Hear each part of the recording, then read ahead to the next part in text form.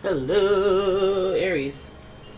It's umomgtarot, and this is your someone's stalking you, and they wish you knew this. Tarot card reading. Let's have a look with the astrology reading cards. We're going to figure out who, and then we're going to head into the tarot spread and figure out what's going on. If you'd like your own personal reading, please check out the description. There's a link to my website. And here's your first card. Aries. Virgo. Could be a dark side. Could be a dark-sided Virgo, because it was in reverse, but we'll keep it straight up to Virgo. The energy around you is dutiful, hesitant, and humble, with a discriminating, diligent, and painstaking air. Virgo energy. So this is, I don't want to say sensitive, but I do want to say sensitive. Virgo energy is very organized and very practical. So you're dealing with somebody who may be a little critical of you, but that's okay, because when they're stalking you, they stalk you through your window and be like, listen, those jeans don't look good. You probably... And then they throw a pebble at your window and then you forget about those jeans and you wear nice jeans, black jeans or some crap. They're helping you create perfection in your life. Now, this might be a hint to who they are, perfectionist. Then we have Pisces energy, and the energy is wistful, endlessly loving, compassionate, and forgiving. It confuses and softens resolve. So you could have a Pisces on your hand, which... Two sensitive signs right there. Two sensitive signs. Pisces more in a psychic way. I dreamt about you, so I'm sad all day. Had a nightmare about you, so I'm sad all day type. Living in a loose reality, if you will, and borderline psychic. Very intuitive, very thoughtful, and just as romantic as a Virgo could be if they wanted to apply themselves. Pisces are actually embodying that. So this person might be romantically just in their feels about you, hence the stalking, and really critical of like, why wouldn't you think I'm the perfect person? On paper, they could be one of those. Finally, we have Aquarius energy, and this energy is freedom-loving, rebellious, idealistic, and technological. We've got an air sign in the mix. Aquarius is one sign before Pisces. It's a really different sign. It's kind of like the sign that understands Pisces because they're so complex. Very, very unique being. And again, it's almost like there's like a unique and sensitive situation around this person. And it's kind of part of their temperament, but there may be something specifically unique and different about this person in terms of sensitivity. But let's have a look at this whole thing. The stalker, what they wish you knew. Holy smokes, because what they wish you knew might be the reason they're stalking you. Okay, so let's have a look. I'm using the Golden Universal. I'm shuffling away at it, as you can hear. And here's the first card. King of Pentacles in reverse. Look at that. It's giving the Taurus, it's giving the Virgo energy. That may have been Freudian slip, but King of Pentacles energy is giving us somebody who has like almost control of physical and... I shouldn't say physical. That's too broad. Like they have control of like maybe they pay your rent, so they have a lot of control. Maybe they own the car, so they have control of your transportation. Let's say they have some sort of control over you at work, where they're your boss or they're your supervisor or they're somebody that has a connect to this type of authority if it's not their own authority.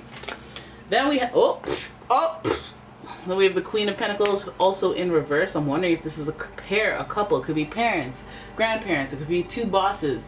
It could be VP and the P. It could, like two people working together, two people who are conspiring together or are together involved with the stalking. Or what they wish you knew.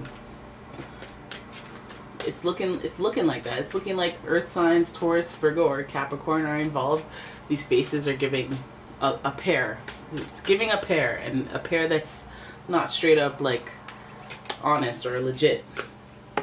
Then we have the Nine of Wands. We keep going.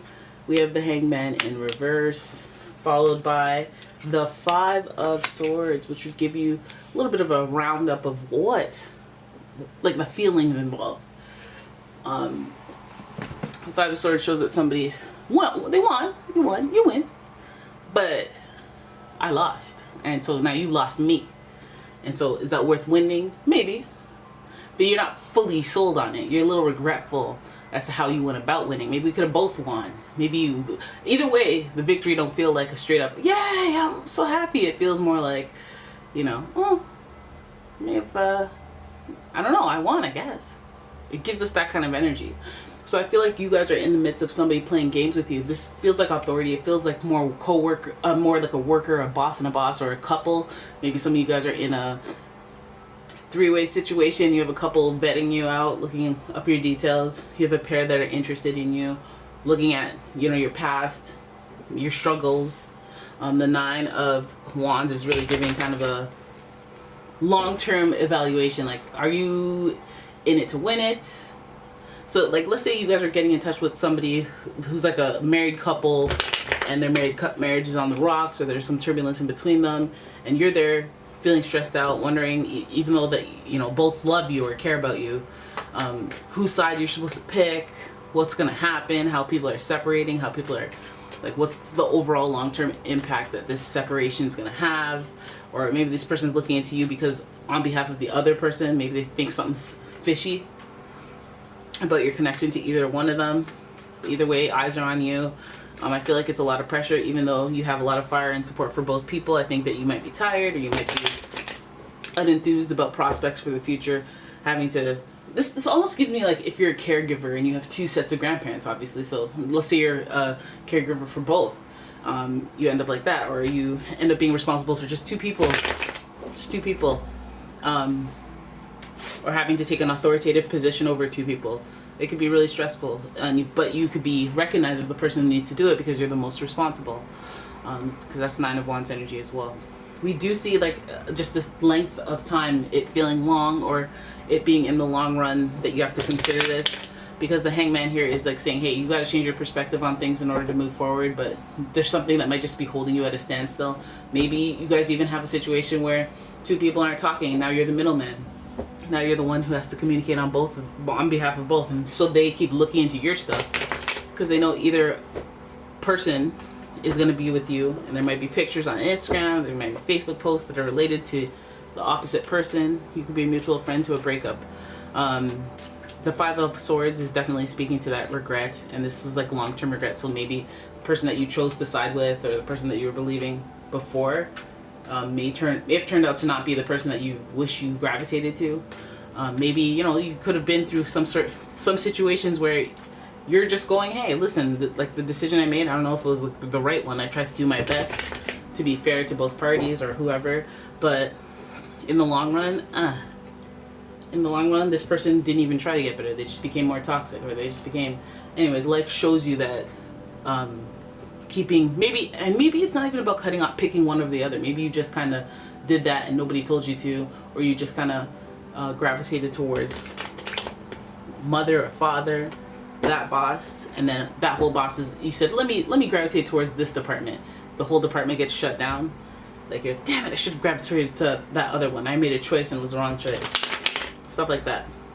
So, ain't people looking up into your maybe trying to see what you're doing and what's going on, so that I feel like they're like looking through you for other people, because there seems to be some sort of competitive energy, or some, you know, kind of polarity, the yin to my yang. The what goes up must come, like, this person wants this, I want that. And so they're just kind of using you as a responsible party, probably a fair and honest party, or an ambitious party, because they recognize you as somebody who's responsible, and you have the energy. There's that Wands energy, that fire energy. So I feel like it's kind of it looks kind of like a tug of war that keeps you at a standstill as far as where you can go with each person. Like, and there are just some harsh words that have been exchanged, and I guess it's one of those things where you empathize with both parties, and then maybe you just kind of, life leads you closer to one or the other. And if not, maybe you get exhausted of this whole, like, back and forth of being between two people, because now they're stalking you, now they're having problems with what you do and what you say and stuff like that, and it's just like, you know what, I'm thinking about cutting my losses, and, you know, because damn. Also, what tells me is, like, it's kind of like a broken telephone, or kind of like, I'm looking at you and what you're doing, and it reflects on this other person. Is this a unique circumstance? This Aquarius energy is in charge of, like, networking and your friends and your friends' friends and your friends' friends, and independence within that. And so it's like just showing that. So anyways, there it is. That's your reading. I hope you guys enjoyed it. If you did, please give the video a thumbs up, subscribe to the channel, leave a comment, share the video. And if you'd like to subscribe, go ahead and do that. Bye-bye.